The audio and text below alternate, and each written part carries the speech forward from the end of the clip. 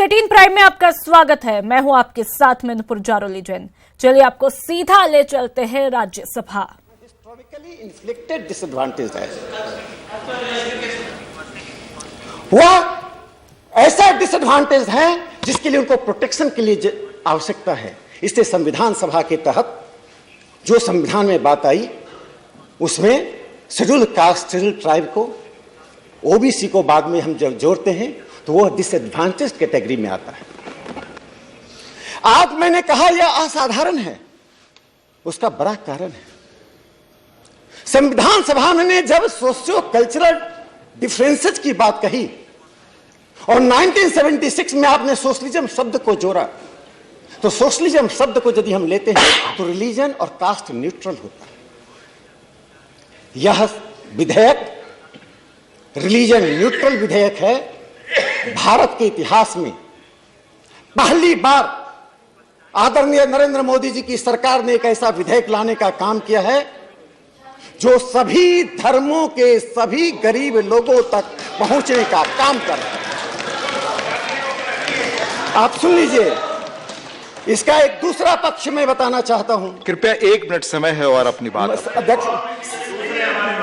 3 minute और दे दी जाएगी। चलिए, पर 3 मिनट बाद स्वतः आग्रह करें कि वो बैठ जाए।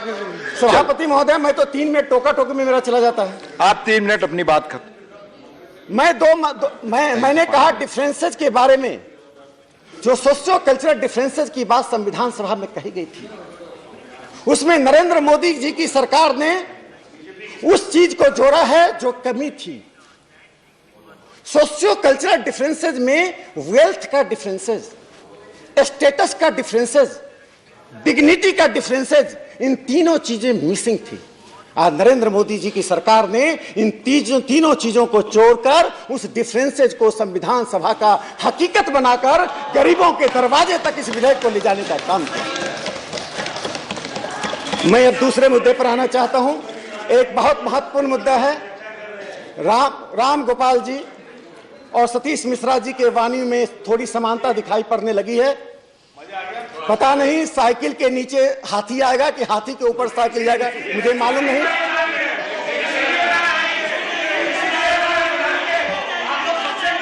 आप बोले, आपकी बात ही रिकॉर्ड हो जा रही है। प्लीज आप कृपया बैठो। आप चिंता मत कीजिए, सबसे भारी अमित भाई पड़ते हैं, आप इसकी चिंता मत कीजिए। मैं 2 बातें कहना चाहता हूं। आपके पास 2 मिनट सिर्फ समय है। आज राज्यसभा में धर्म के आधार पर आरक्षण की मांग करके इस देश में आजादी के पहले की जो सांप्रदायिक राजनीति थी उसे जीवित करने की कोशिश दोनों नेताओं ने की है। सभापति महोदय, मैं 3 लोगों का नाम लेना चाहता हूं। श्री R.K. सधवा पारसी थे, S.C. मुखर्जी ईसाई थे और ताजामूल हुसैन मुस्लिम थे। तीनों का संविधान सभा में भाषण को पढ़ लीजिए। इन्होंने कहा मेजॉरिटी माइनॉरिटी कम्युनिटी का जो क्रिएशन है, these are creation of the Britishers have gone, with them the concept of minority has also gone। उन्होंने अपील की थी कि माइनॉरिटी शब्द को अपने डिक्शनरी से बाहर फेंक दीजिए, लेकिन राम गोपाल जी और सतीश मिश्रा जी, कांग्रेस के लोग, माइनॉरिटी शब्द को पहला शब्द बनाकर रखना चाहते हैं। और एक बात कह के मैं अपनी बात समाप्त करना चाहता हूं। बार बार कहा गया कि नरेंद्र मोदी जी की सरकार ने 4.5 साल में क्या किया है। जब शांत तो रह जाइए, सुनते आप अपनी बात 1 मिनट में खत्म करें।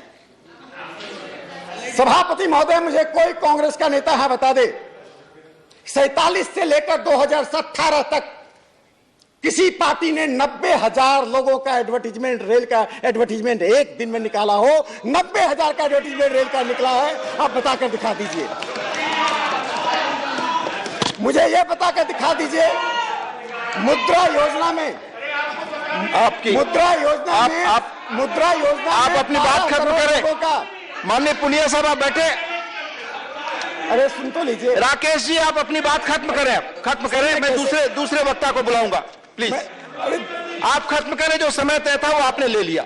मुद्रा योजना में 12 करोड़ लोगों को मैं दूसरे स्पीकर को बुलाऊंगा। आप खत्म करें, नहीं तो मैं दूसरे स्पीकर को बुलाऊंगा। समय मैं समाप्त कर रहा हूं। Please conclude. मैं समाप्त कर रहा हूं। प्लीज कंक्लूड तो करूं मैं। मुद्रा योजना में 12 करोड़ लोगों को ऋण दिया गया। 7.5 करोड़ का ऋण दिया गया, 55% ओबीसी, एससी, एसटी है। सरकार बनाने के बाद पहली बार जयपुर में किसान रैली में पहुंचे राहुल गांधी ने कांग्रेस की जीत का क्रेडिट अन्नदाता समेत पूरे सूबे की जनता को दिया। राहुल ने किसानों से किया कमिटमेंट पूरा करने का दावा किया तो जयपुर से पूरे देश के किसानों को साधने की कोशिश की।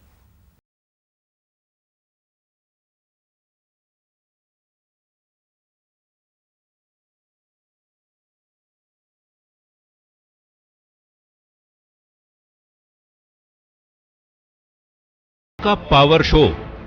हिंदुस्तान का किसान बैक फुट पे बैटिंग ना करे और फ्रंट फुट पे जाके छक्का मारे।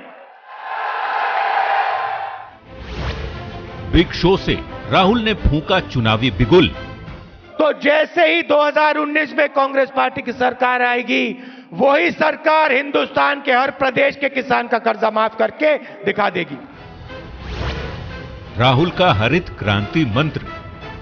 अब एक नई सोच की जरूरत है। मैं चाहता हूं कि एक नई हरी क्रांति की तैयारी करी जाए। किसान कार्ड से सधेगा 2019। अन्नदाता को खुशहाली का मंत्र देने के साथ ही कांग्रेस ने 2019 के लिए अपना एजेंडा लोगों के सामने रखा। जयपुर में अपने बिग शो से जब राहुल गांधी ने चुनावी बिगुल फूंका तो उनका अंदाज पहले से ज्यादा तल्ख और आक्रामक दिखा। तो राहुल रणनीतिक रूप से भी बेहद परिपक्व दिखे। किसान के बहाने राहुल के निशाने पर रहे पीएम नरेंद्र मोदी। 5 साल से नरेंद्र मोदी जी बैकफुट पे खेलते हैं, वायदा करते हैं किसानों को रोजगार, किसानों की मदद, युवाओं को रोजगार देंगे, और जब बैटिंग आने का समय आता है तो बैकफुट पे जाके खेलते हैं, डर के खेलते हैं। हिंदुस्तान को किसी से डरने की जरूरत नहीं है। हिंदुस्तान के किसान को किसी से डरने की जरूरत नहीं है। हिंदुस्तान के युवा को किसी से डरने की जरूरत नहीं है। हम खेलेंगे तो फ्रंट फुट पे खेलेंगे और छक्का मार के दिखाएंगे। किसान रैली में राहुल ने बीजेपी पर निशाना तो साधा ही, साथ ही ऐलान भी कर दिया दिल्ली के दंगल में सबसे बड़ा मुद्दा किसानों की कर्ज माफी का ही होगा। कि नरेंद्र मोदी जी, आपको पूरे हिंदुस्तान के किसान का कर्जा माफ करना ही पड़ेगा और कांग्रेस पार्टी आपको छोड़ने वाली नहीं है। हम आपको सोने नहीं देंगे, आपको रात भर जगा के रखेंगे जब तक आपने हिंदुस्तान के किसान का कर्जा माफ नहीं किया। और अगर आप हिंदुस्तान का किसान का कर्जा माफ नहीं करेंगे तो जैसे ही 2019 में कांग्रेस पार्टी की सरकार आएगी, वही सरकार हिंदुस्तान के हर प्रदेश के किसान का कर्जा माफ करके दिखा देगी।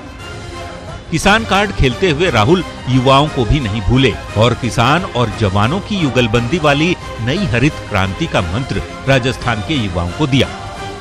मैं चाहता हूं कि जैसे हिंदुस्तान के किसान ने 30 साल पहले हिंदुस्तान के हर नागरिक का पेट भरने का काम किया, उसी प्रकार हिंदुस्तान का किसान आने वाले 5-10 सालों में अपने खेत को दुनिया के हर डाइनिंग रूम के प्लेट से जोड़ दे।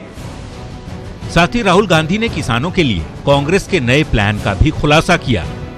राजस्थान के हर कोने कोने में हम फूड प्रोसेसिंग का काम शुरू करेंगे।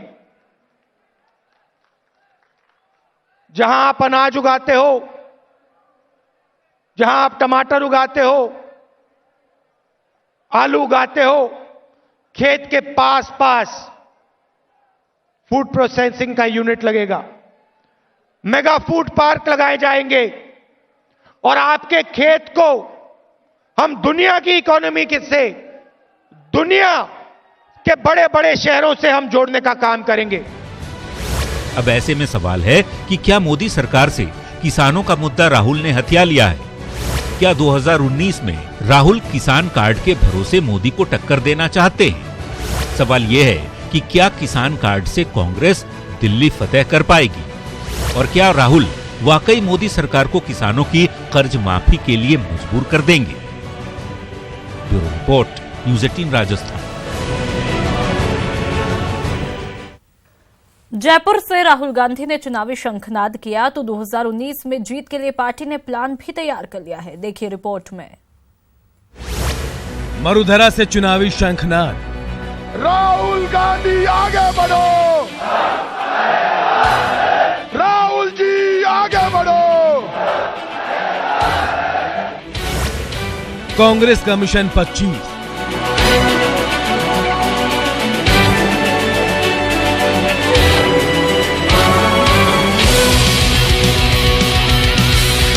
और किसान रैली के साथ ही कांग्रेस ने चुनावी शंखनाद कर दिया है और इसके साथ ही मरुधरा की धरती से दिल्ली की लड़ाई का आगाज भी हो गया है। बकायदा कांग्रेस ने दिल्ली फतह के लिए जीत वाला प्लान भी तैयार कर लिया है। आज देश के हालात ठीक नहीं हैं।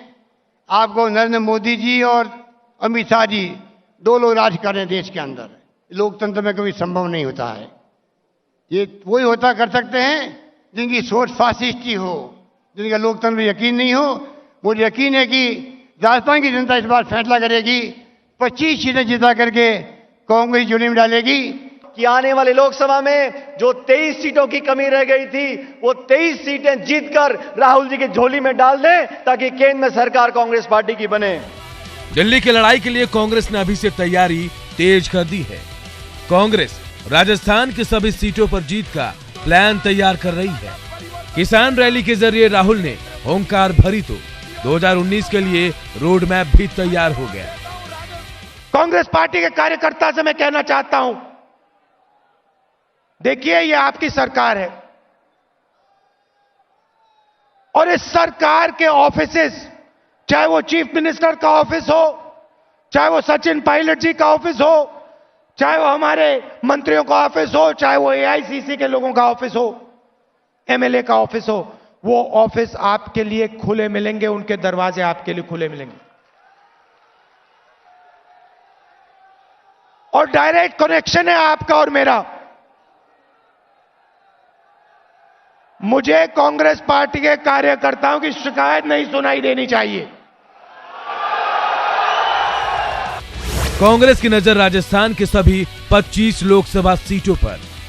कांग्रेस किसान भरोसे 2019 के लक्ष्य को भेदना चाहती है। युवा शक्ति पर कांग्रेस को भरोसा है। बेरोजगारी को भी कांग्रेस हथियार बनाना चाहती है। राफेल के जरिए कांग्रेस दिल्ली की उड़ान भरना चाहती है। साफ है, राहुल दिल्ली की गद्दी के लिए अभी से ही जंग में उतर चुके हैं। कांग्रेस की कोशिश है कि विधानसभा चुनाव में मिली जीत को लोकसभा में भी बरकरार रखा जाए। ऐसे में पार्टी अभी से ही मरुधरा से दिल्ली की तैयारी कर रही है।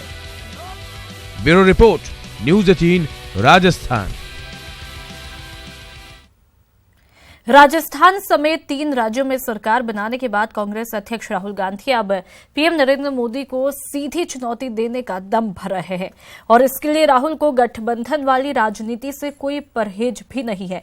बीजेपी को चुनौती देने का क्या है राहुल का प्लान?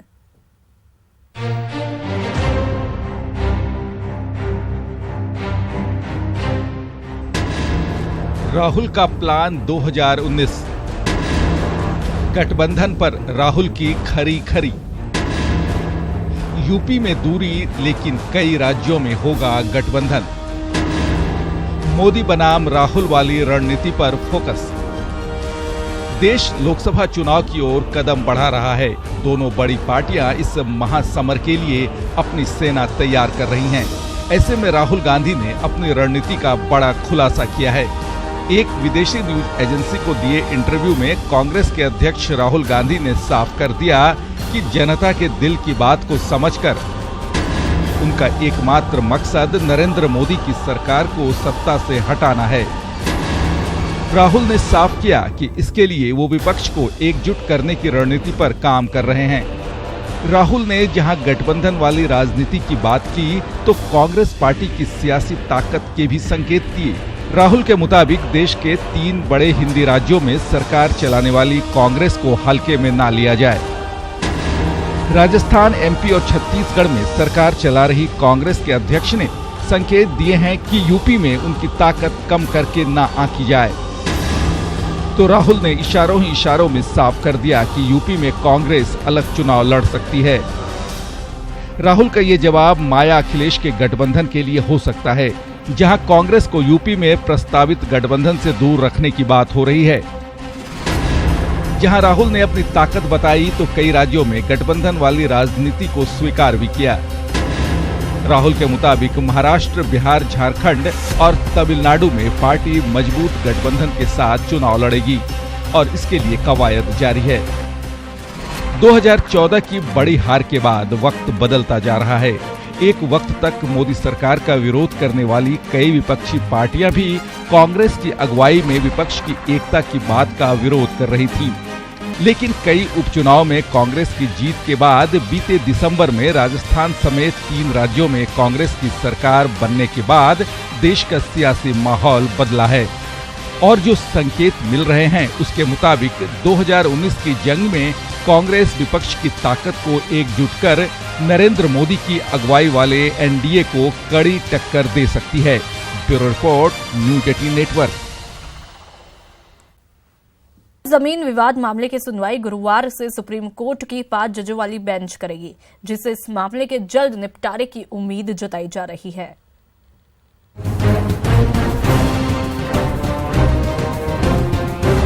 अयोध्या जमीन विवाद मामले में गुरुवार का दिन काफी अहम साबित होने वाला है, क्योंकि गुरुवार से अयोध्या मामले की सुनवाई सुप्रीम कोर्ट की संवैधानिक पीठ करेगी।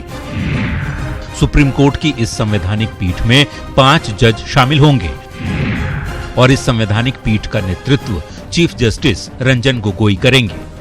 मुकदमे की सुनवाई के लिए 5 जजों की पीठ के गठन पर इस मामले से जुड़े पक्षकारों ने खुशी जताई है। हम इसके लिए जो है पहले से भी हम लोग चाहते रहे कि जो है इसकी सुनवाई जितने ज्यादा से ज्यादा जो है जज साहब जो है होंगे उतनी ही अच्छी सुनवाई होगी, उतना अच्छा ही फैसला होगा। 5 बेंच हो गए तो और अच्छा ही है और जल्दी से जल्दी काम हो जाएगा। जो काम देर होना था और जल्दी से जल्दी निर्णय हो जाएगा। आइए जान लीजिए 5 जजों की बेंच के गठन पर पक्षकारों के वकीलों का क्या कहना है। ये बिल्कुल एक सही फैसला है और इसके बारे में तो पहले भी कोर्ट से दरखास्त की गई थी कि 5 जजों की बेंच या उससे ज़्यादा की जजों की बेंच बनाई जानी चाहिए, लेकिन वो किसी भी वजह से वो एक जुडिशियल ऑर्डर में रिजेक्ट हो गया था। अभी प्रेजेंटली ऑनरेबल चीफ जस्टिस ने ये मुनासिब समझा है कि इसको 5 जजेस से सुनना चाहिए, तो वो एक बहुत अच्छा फैसला है। सुप्रीम कोर्ट के इतिहास में पहली बार ये अनप्रेसिडेंटेड है कि जुडिशियल वर्डिक्ट के बाद एडमिनिस्ट्रेटिव साइड पे ये मामला कॉन्स्टिट्यूशन बेंच को भेजा गया है और अगर ये मामला कॉन्स्टिट्यूशन बेंच को भेजा गया चीफ जस्टिस द्वारा तो उसमें पहले कॉन्स्टिट्यूशनल प्रश्न फ्रेम होंगे और उसके बाद इस मसले की आगे सुनवाई की जाएगी। गुरुवार से 5 जजों की पीठ जरूर सुनवाई करेगी, लेकिन अभी तक ये साफ नहीं हो पाया है कि संवैधानिक पीठ मामले की सुनवाई रोजाना करेगी या नहीं। साथ ही ये भी माना जा रहा है कि ये पीठ पहले संवैधानिक प्रश्नों को फ्रेम करेगी और उसके बाद ही आगे की सुनवाई होगी। हालांकि इस पूरे मामले में यह देखना होगा कि अगर संविधान पीठ इस पूरे मामले की सुनवाई दिन प्रतिदिन के आधार पर करता है तो उम्मीद यह भी लगाई जा रही है कि राम जन्मभूमि विवाद मामले में फैसला जल्द से जल्द आ सकता है। हालांकि 5 जजों की संविधान पीठ इस पूरे मामले की सुनवाई करेगी तो देखना यह भी होगा कि आने वाले दिनों में संविधान पीठ कौन कौन से वो संविधान के क्वेश्चन को आने वाले दिनों में फ्रेम करेंगे जिसको लेकर संविधान पीठ का गठन किया गया है। बता दें कि इससे पहले इलाहाबाद हाईकोर्ट ने 30 सितंबर 2010 को मामले में फैसला दिया था और जमीन को रामलला विराजमान निर्मोही अखाड़ा और सुन्नी सेंट्रल वक्फ बोर्ड के बीच बराबर बांट दिया था। लेकिन सभी पक्षकारों ने 13 अपीलों के जरिए हाईकोर्ट के फैसले को सुप्रीम कोर्ट में चुनौती दे दी, जिसमें 4 जनवरी को हुई पिछली सुनवाई में सुप्रीम कोर्ट ने इस मसले की सुनवाई के लिए बेंच गठित करने की बात कही थी और मंगलवार को 5 जजों की संवैधानिक पीठ का गठन कर दिया गया। Bureau report, news 18 network. और इस बुलेटिन में फिलहाल इतना ही। नमस्कार।